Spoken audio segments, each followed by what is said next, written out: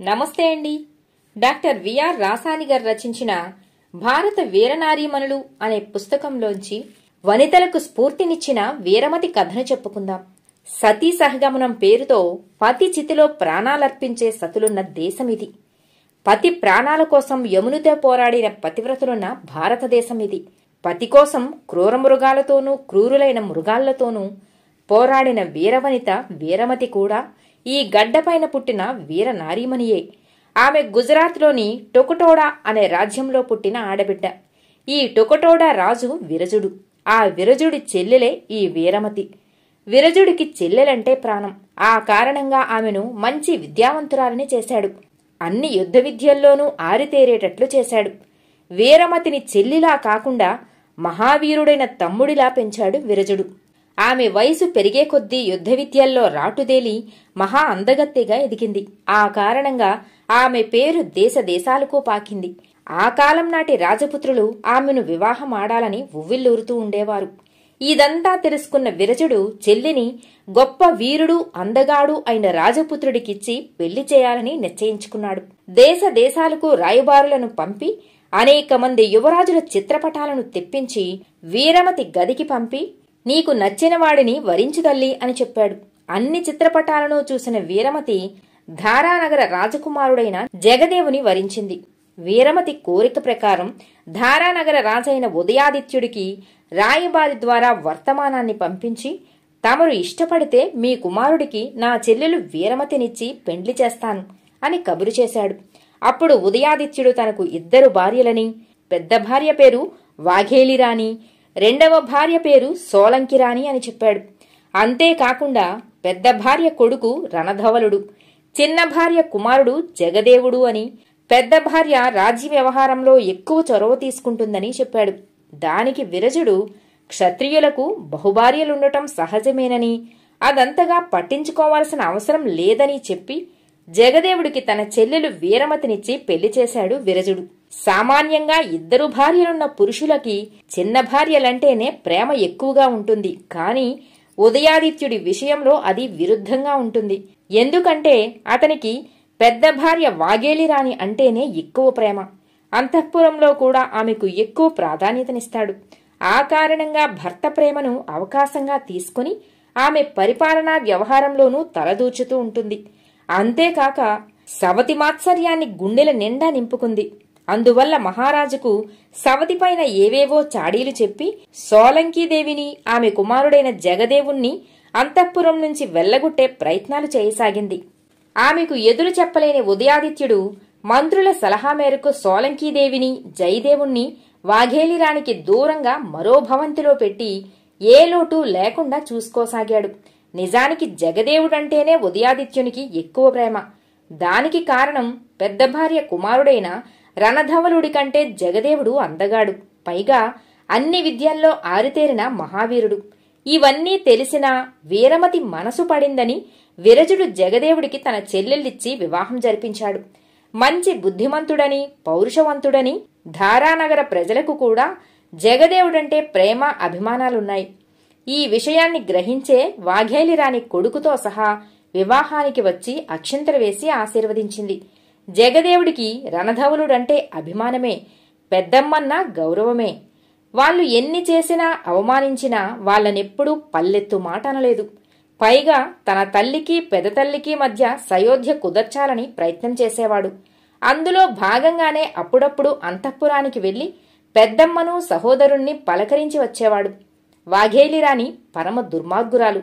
పైకి మాత్రం జగదేవుని పట్ల ప్రేమ ఉన్నట్లే నటిస్తూ ఉండేది. జగదేవుడు పెళ్ళైనా ఎప్పుడూ భార్య కొంగు పట్టుకునే తిరగలేదు. భార్యపైన ఎక్కువ ప్రేమున్నప్పటికీ తండ్రికి వయసు పెరగటంతో రాజ్య వ్యవహారాల్లో జోక్యం చేసుకుంటూ తండ్రికి సహాయం చేస్తూ ఉండేవాడు. వాఘేలిరాణి దాన్ని భరించలేకపోయింది. రాను రాను జగదేవుని కీర్తి ప్రతిష్టలు ఎక్కువ కాసాగాయి. అతనంటే ప్రజల్లో ఆదరాభిమానాలు ఎక్కువ కాసాగాయి. ఈ విషయాలన్నీ తెలిసి వాఘేలిరానికి సోలంకిరాణిపైన, జగదేవునిపైన ఈర్ష్యా ద్వేషాలు ఎక్కువయ్యాయి. దాంతో వారిపైన పగ పెంచుకుంది ఆమె.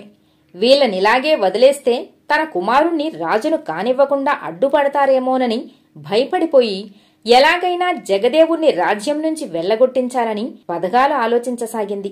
అప్పుడప్పుడు తన అంతఃపురానికి వచ్చిపోతున్న జగదేవుడిపైన పగ సాధించాలనుకుని మరో చిత్రాంగిగా మారిపోయింది ఆమె. ఒకరోజు ఉదయాదిత్యుడు కొలువుతీరి ఉన్న సమయంలో జుట్టు విరబోసుకుని రవికెను చించుకొని జగదేవుడు తనను బలాత్కరించబోయాడని, కాబట్టి అతనికి దేశ బహిష్కరణ శిక్ష విధించాల్సిందేనని వీరంగం చేసింది. ఇక చేసేది లేక ఉదయాదిత్యుడు జగదేవుడిని దేశం విడిచి వెళ్లాలని ఆదేశించాడు. ఈ సంఘటన జరిగినప్పుడు వీరమతి పుట్టింట్లో ఉంది. జరిగిన విషయాన్ని తెలుసుకుని చాలా బాధపడ్డది. సోలంకి శోకంతో కుప్పకూలింది. జగదేవుడు తల్లిని ఓదార్చి ధైర్యంగా ఉండమని, వేరే రాజ్యానికి వెళ్లి ఏదో ఒక పదవిని సంపాదించి తనకు వచ్చిన కలంకాన్ని బాపుకుంటానని చెప్పి తన గుర్రాన్ని వేసుకుని ధారానగరాన్ని వదిలేసి వచ్చేశాడు. తన రాజ్యాన్ని వదిలేసిన జగదేవుడు నేరుగా టొకటోడాకు వెళ్లి తన భార్య అయిన వీరమతిని కలుసుకుని ఆమె దగ్గర కూడా సెలవు తీసుకుని ఉద్యోగాన్వేషణలో పడాలనుకున్నాడు. కాని వాఘేలి రాణి జగదేవుని దేశభ్రష్టుణ్ణి చేయటంతోనే తృప్తిపడలేదు. జగదేవుడు మహావీరుడు, పౌరుషం కలిగినవాడు. కాబట్టి ఏదో ఒకనాడు తిరిగి వచ్చి తన కొడుక్కు హాని చేయవచ్చునని భావించి రాజుకు తెలియకుండా అతన్ని హతమార్చాలని పథకం పన్నింది.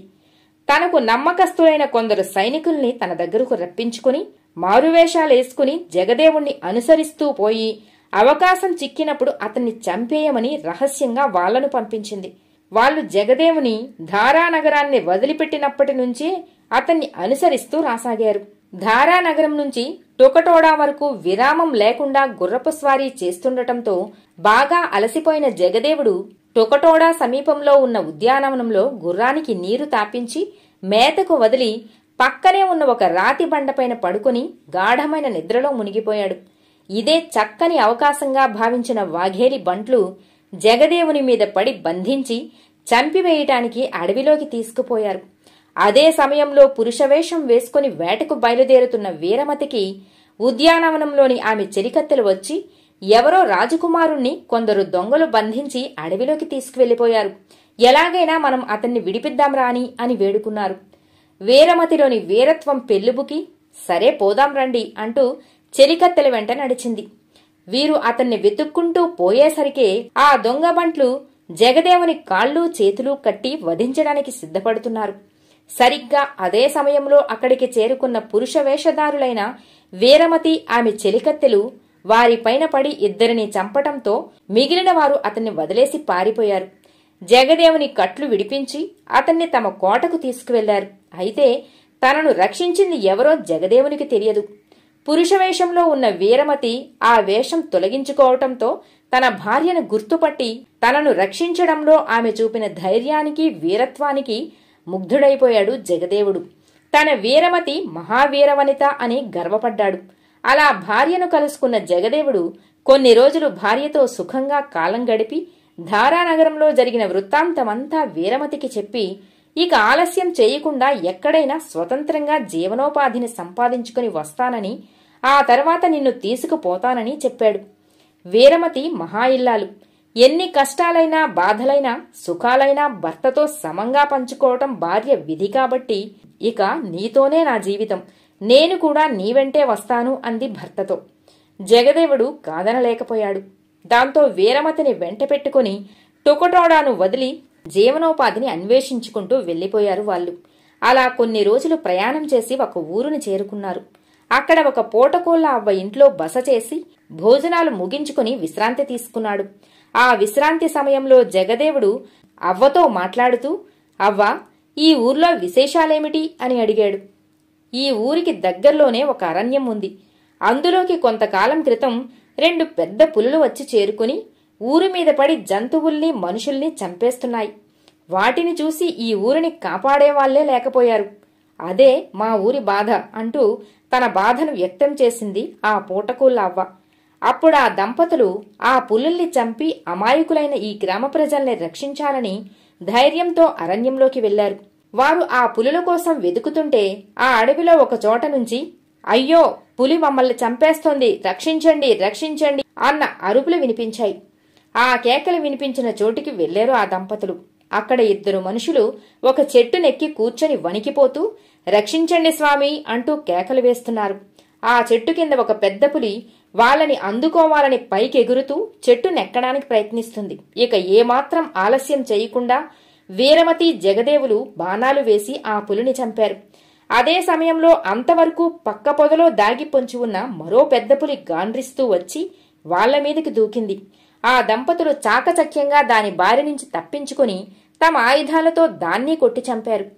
అయితే ఆ పులి చనిపోయే ముందు పక్కనే ఉన్న వారి గుర్రంపైన పడి దాన్ని చంపి మరీ చచ్చింది.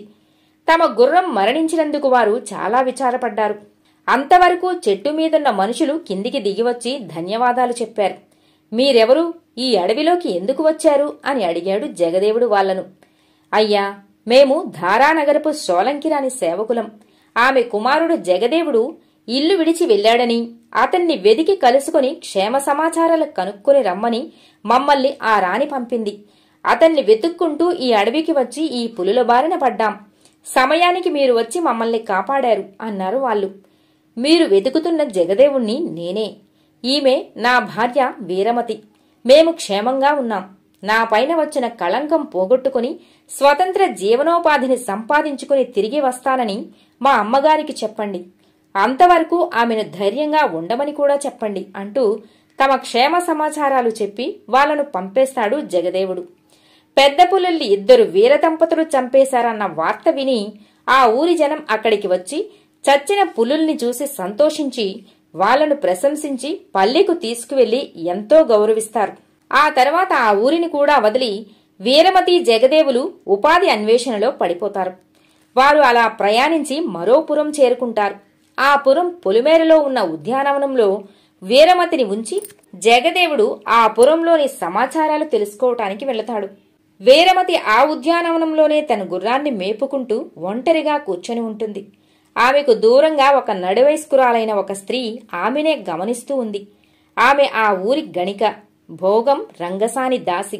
రంగసాని ఆ ప్రాంతపు పెద్ద భోగం స్త్రీ. వేశ్యాలోలుడైన ఆ ఊరి కొత్వాలుకు రోజుకొక స్త్రీని పంపుతూ బాగా ధనం సంపాదించింది.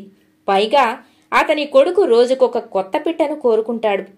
అందుకోసం ఆ పురానికి కొత్త ఆడవాళ్లు ఎవరొస్తారో అని కనిపెట్టడానికి, వాళ్లకు మాయమాటలు చెప్పి తన వేశ్యాగృహానికి రప్పించడానికి పురంలోనూ ఉద్యానవనంలోనూ కొందరు దాసీ మనుషుల్ని నియమించి పెట్టింది.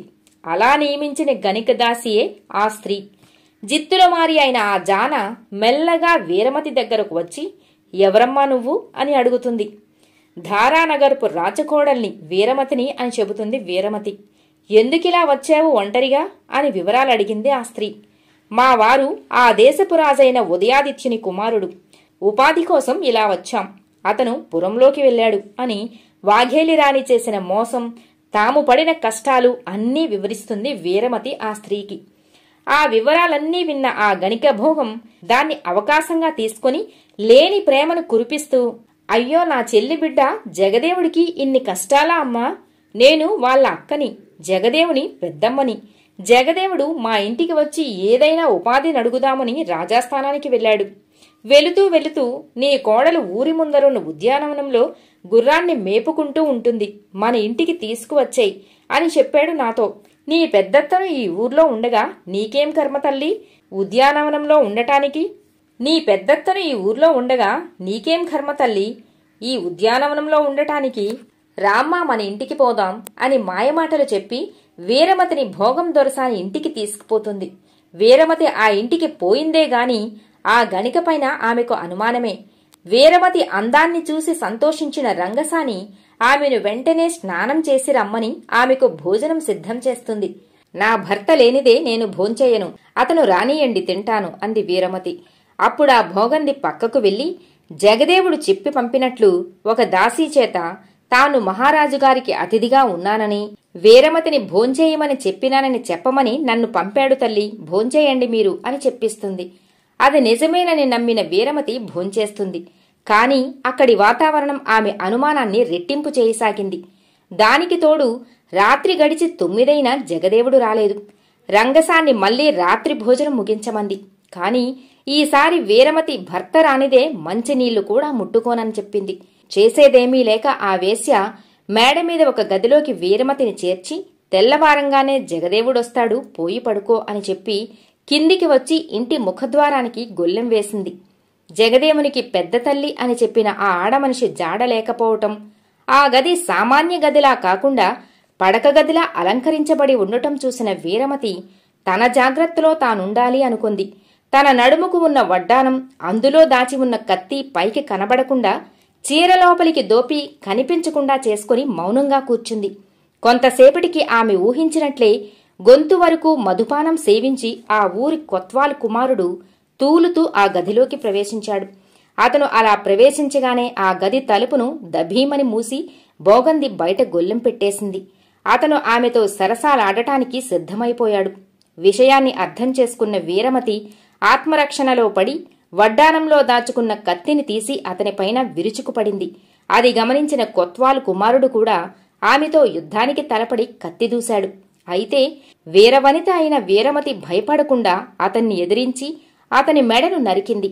ఆ తర్వాత కిందకి దిగి పారిపోదామని ప్రయత్నించింది. కాని తలుపులకు బయట గడియ వేసి ఉండటంతో లోపల గడియ పెట్టుకుని వచ్చి ఆ గదికి ఉన్న కిటికీ చువ్వలను ఊడబెరికింది. ఆ తర్వాత ఆ ఆగంతకుడి శరీరాన్ని 2 తుండేలుగా చేసి వాటిని ఎత్తి కిటికీ గుండా వెలుపలికి వేసేసింది. ఆ కిటికీ ఆ ఊరి రాజమార్గం వైపే ఉండటంతో ఖండాలు వీధిలో పడ్డాయి. ఏ ప్రమాదం వచ్చినా ఎదుర్కోవడానికి సిద్ధంగా కూర్చుంది వీరమతి. రాత్రంతా జాగారం చేసింది. తెల్లవారింది. వీధిలో జనం ఖండిత దేహాన్ని చూసి అక్కడ గుమిగూడిపోయారు. అయితే కొత్వాలు అతను కొడుకు చేసే దురాగతాలను తట్టుకోలేక, ఎదిరించే ధైర్యం లేక చచ్చిన శవాల్లా బ్రతుకుతున్న ఆ ఊరి జనం ఆ మృతదేహాన్ని చూసి లోలోపలే సంతోషించారు. కొడుకు మరణ వార్తను విన్న కొత్వాలు రాజభటుల్ని వెంటపెట్టుకుని వచ్చి తలుపులు తెరిచి తన కుమారుణ్ణి చంపిన వ్యక్తిని మీరు చంపేయండి అని భటులకు ఆజ్ఞాపించాడు. దాంతో రాజభటులు లోపల గొల్లెం పెట్టి ఉండటం వలన తలుపులు రావని గ్రహించి ఆ విషయాన్నే కొత్వాలుకు చెప్పారు. మేడ వెనుకవైపు నుంచి పైకి వెళ్లి కిటికీ రంధ్రం గుండా గదిలోకి దిగి తన కొడుకుని చంపిన ఆ వ్యక్తిని ఈడ్చుకురండి అంటూ అరిచి చెప్పాడు కొత్వాల్ భటులకు. ఆ మాటలు విన్న వీరమతి కత్తిని చేతపట్టుకుని ఆ కిటికీ పక్కనే నిల్చుంది. రాజభటులు ఒకరొకరే ఆ కిటికీ గుండా ప్రవేశించసాగారు.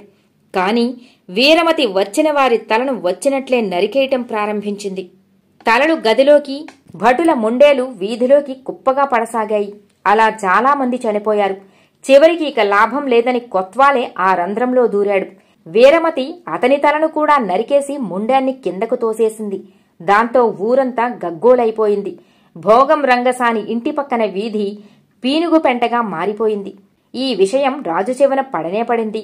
దుర్మార్గులైన కొత్వాలు అతని కొడుకు సంహరించబడినందుకు లోలోపలే రాజు సంతోషించాడు. ఇంత ధైర్యం చేసి అందర్నీ చంపిన స్త్రీని తప్పక చూడాల్సిందేనని రాజే స్వయంగా అక్కడికి చేరుకున్నాడు. మేడ వెలుపలి నుంచేగాక రంధ్రం చేయబడి ఉన్న కిటికీ వైపున నిచ్చెనలు వేయించి మెల్లగా ఆ నిచ్చెనల పైనుంచి ఎక్కి కిటికీ ఎదురుగా నిలబడి, అమ్మా, నువ్వు మంచి పని చేశావు. దుష్టులైన వాళ్లను చంపి ఈ రాజ్యానికి మంచి పేరు తెచ్చావు. ఎవరు తల్లి నీవు? నేను ఈ పురానికి రాజును. నీకేం భయం లేదు, నేనున్నా. తలుపులు తెరుచుకుని వెలుపలికి రా అమ్మా. నిన్ను హింస పెట్టిన ఆ భోగందానికి తగిన దండన విధిస్తాను అన్నాడు రాజు. నా భర్త రానిదే నేను తలుపులు తెరవను అని నిక్కచ్చిగా చెప్పింది వీరమతి. వెంటనే రాజు కిందికి దిగి జగదేవుడు ఎక్కడున్నా తీసుకురమ్మంటూ భటులని పంపాడు. భటులు అతన్ని వెదికి తీసుకువచ్చారు. రాజు ఆమెకు ఆమె భర్తను కిటికీ గుండానే చూపించి ఆమెను బయటకు రప్పించాడు. వీరమతి జరిగింది చెప్పి భర్త పాదాలపైన పడి కన్నీరు కార్చింది. వీరమతి జగదేవులు సక్షత్రియులే అని వారి ద్వారానే తెలుసుకున్న ఆ రాజు వారిని సగౌరవంగా తన సౌధానికి తీసుకువెళ్లి సత్కరించి జగదేవునికి సైనికాధికారిగా ఉద్యోగం కూడా ఇచ్చాడు. అలా జగదేవుడు జీవనోపాధిని పొందాడు. ఆ దంపతులు ఆ రాజ్యంలోనే సుఖంగా ఉన్నారు. కాని విధి జగదేవుని పట్ల మరొకసారి కన్నెర చేసింది. ఆ ఊరికి ఉన్నట్టుండి మశూచికం వచ్చి పడింది. ఆ వ్యాధికి గురై చాలామంది చనిపోయారు. ఆ ఊరి గ్రామదేవతకు కోపం రావటం వలనే మశూచికం వచ్చిందని ఆ దేవతకు చద్దులు పెట్టి శాంతించమని వేడుకున్నారు. అది తెలిసిన కొత్వాలు స్నేహితుడొకడు జగదేవుణ్ణి చంపడానికి ఇదే మంచి అదును అనుకున్నాడు. గ్రామం అంతా చద్దులు మోసుకుని ఆ గుడికి చేరుకునే లోపల ఆ గుడిలోకి వెళ్లి అమ్మవారి విగ్రహం వెనుక దాక్కున్నాడు. జనం సద్దులు సమర్పించి శాంతించి మసూచి నుంచి ఊరిని కాపాడు తల్లి అని వేడుకున్నారు.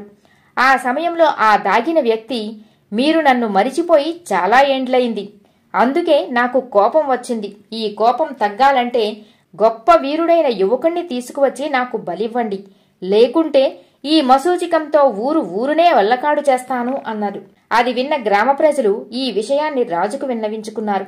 రాజు ఒకరోజు సభను ఏర్పాటు చేసి, మీలో ఎవరైనా వీరుడైన ఒక యువకుడు ఈ ఊరి కోసం అమ్మవారికి బలిపశువుగా మారతాడా అని అడిగాడు. వెంటనే జగదేవుడు లేచి, ప్రజల క్షేమం కోసం నేను బలవుతాను, ఆనందంగా బలిపశువుగా మారతాను అన్నాడు. అక్కడున్న ప్రజలు జగదేవుని త్యాగబుద్ధికి విచారపడ్డా అతన్ని చాలా మెచ్చుకున్నారు.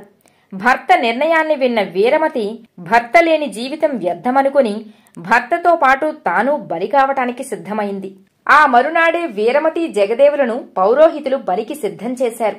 ఆ దంపతులు మెడలో వేపమండలు వ్రేలాడదీసి ముఖానికి పసుపు కుంకాలు పూసి మేళ తాళాలతో ఊరంతా ఊరేగించి వారిని దేవలం దగ్గరకు తీసుకువెళ్లారు. ఆ దంపతుల శిరస్సుల్ని ఖండించడానికి కత్తి పట్టుకుని తలారి కూడా సిద్ధమైపోయాడు. అదివరకే దేవతలా ఆ బలిని కోరినవాడు మళ్లీ ఆ విగ్రహం వెనుకనే చేరి, నేను కోరినట్లు వీరుల్ని బలిగా తీసుకువచ్చారు, చాలా సంతోషంగా ఉంది, వాళ్ళిద్దరినీ త్వరగా బలి ఇచ్చేయండి అన్నాడు. ఆ కంఠస్వరం విన్న వీరమతి జగదేవులకు అనుమానం కలిగి ఇందులో ఏదో మోసం ఉందని గ్రహించి విగ్రహం చుట్టూ ప్రదక్షిణాలు చేసి వస్తామని పురోహితులకు చెప్పారు. విగ్రహం వెనక్కి వెళ్లి చూశారు. దాంతో అక్కడ నక్కి ఉన్న కొత్వాలు సహచరుణ్ణి చూసి అతని మీద పడి బంధించి ప్రజల ముందుకు తీసుకువచ్చారు. జగదేవుడు అతని గొంతు మీద కత్తిపెట్టి, నిజం చెప్పు, అమ్మ బలి కోరిందా, నువ్వు నాటకమాడేవా అని బెదిరించాడు. నిజం చెప్పు, లేకుంటే నిన్ను బలి ఇచ్చేస్తాం అని వీరమతి కూడా గర్జించింది. భయపడిపోయిన ఆ వ్యక్తి నిజం ఒప్పుకున్నాడు. వాళ్ల కాళ్ల మీద పడి క్షమించమని వేడుకున్నాడు. అది విని అక్కడ ఉన్న జనం, ఈ ద్రోహిని వదలకండి, చంపేయండి అంటూ ఏకకంఠంతో అరిచారు. కరుణాహృదయుడైన జగదేవుడు అతన్ని వదిలిపెట్టేశాడు. అతని మంచి గుణానికి అక్కడ అందరూ జేజేలు పలికారు. ఇలా తిరిగి అంతఃపురానికి వెళ్లి ఆ దంపతులు హాయిగా కాలం గడపసాగారు. అలా కొంతకాలం జరిగిన తరువాత ధారానగరం పైన శత్రురాజులు దండెత్తి వచ్చారని, వృద్ధుడైన రాజు యువరాజైన రణధవలుడు వారిని ఎదుర్కొనే ధైర్యం లేక దీనావస్థలో పడిపోయారని వింటాడు జగదేవుడు. వెంటనే వీరమతి జగదేవులు ఆ రాజుకు అసలు విషయం చెప్పి సైనిక సాయం అందివ్వాలని కోరుతారు. ఆ రాజు తన సైన్యాన్ని వాళ్ల వెంట పంపుతాడు. ఆ సైన్యంతో ఆ దంపతులు ధారానగరానికి వెళ్లి శత్రువుల్ని జయించి తండ్రిని ఆ సింహాసనం పైన గౌరవంగా కూర్చోబెడతారు. జనం జేజేలు కొడతారు. సోలంకీదేవి కుమారుడి వీరత్వానికి మెచ్చుకుని సంతోషిస్తుంది. వీరమతి జగదేవులు ఊరేగింపుతో తల్లి భవంతికి వెళ్లి ఆమె కాళ్లపైన పడి ఆశీర్వదించమంటారు. సోలంకీరాణి కొడుకు కోడల్ని ఆశీర్వదించి ఇంటి లోపలికి తీసుకువెళ్తుంది. వాఘేలిరాణి జగదేవునికి తాను చేసిన అపకారానికి, అతను తమ రాజ్యానికి చేసిన ఉపకారానికి పశ్చాత్తాపపడి కుమిలిపోతుంది. అవేవీ పట్టించుకోకుండా జగదేవుడు వీరమతితో సహా వెళ్లి ఆమె పాదాలను తాకి ఆశీర్వదించమంటాడు. వాఘేలిరాణి కూడా వాళ్లను మనస్ఫూర్తిగా దీవిస్తుంది. అంతేకాక జగదేవుడికి యువరాజు పట్టాభిషేకం కూడా జరిపిస్తుంది. ఇలా సవతి తల్లి నిరాధరణకు గురై ఎన్నో కష్టనష్టాలను అనుభవించిన భర్తకు అండగా నిలిచిన వీరవనితిగా చరిత్రలో నిలిచిపోయింది వీరమతి. కథ సమాప్తం.